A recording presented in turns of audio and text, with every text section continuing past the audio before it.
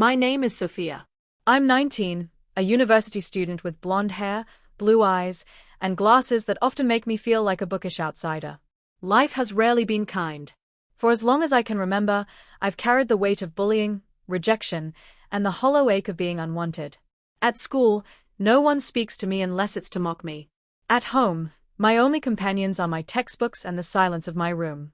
There were days I could barely stand to look in the mirror because I didn't even like the person staring back. Everything began to shift when my mother remarried. Her new husband, Mark, brought wealth into our lives.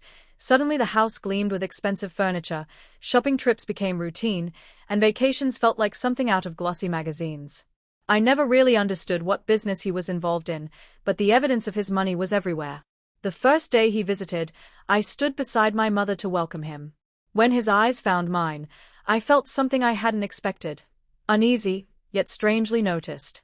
"Sophia," he said, his tone deliberate, "I've never seen you like this before." That single moment unsettled me. I was used to being invisible, but Mark looked at me as though I mattered. After years of being dismissed and ridiculed, even his attention, however strange, felt like validation. Over time, his gaze grew sharper, lingering too long, as though he was studying me. It was uncomfortable, yet at the same time, it filled a void inside me that I didn't know how to ignore. Then the messages started. Late at night, my phone lit up with words I didn't know how to process. "I'm watching you.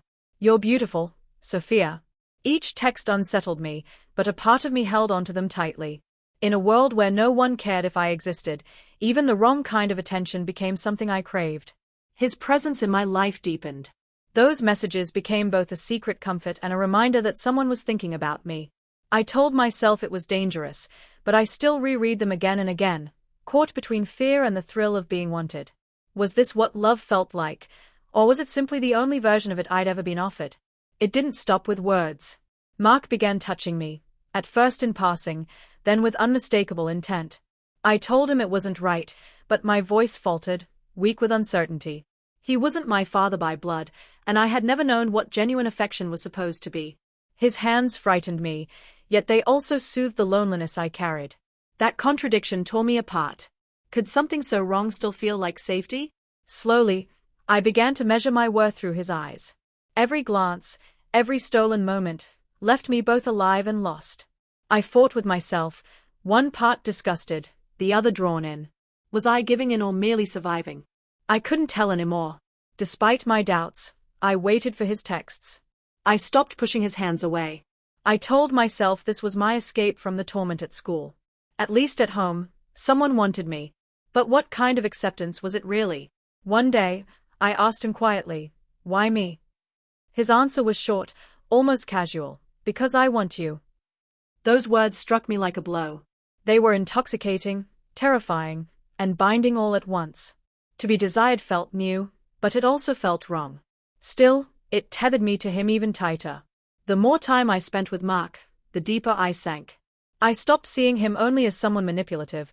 I started seeing him as a shelter, a place to hide from the cruelty outside. Each look, each touch blurred the line between care and control until I no longer knew where I stood. But eventually, the illusion cracked. I saw the truth. His interest wasn't love. It was about dominance, about molding me into what he wanted. That realization shattered something inside me, but it also stirred a strength I didn't know existed. His so-called affection had never been love. It was a prison. Walking away from it terrified me, but I knew I had to. My worth couldn't be defined by his hunger for control. It had to come from within me. Leaving him was the first step toward freedom. The memories still haunt me. The way he looked at me, the way his words curled around my insecurities, but I've started piecing myself back together. Slowly, I'm reclaiming who I am. I am no longer shaped by his twisted attention.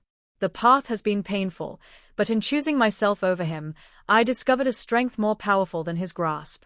And that, more than anything, is my greatest victory.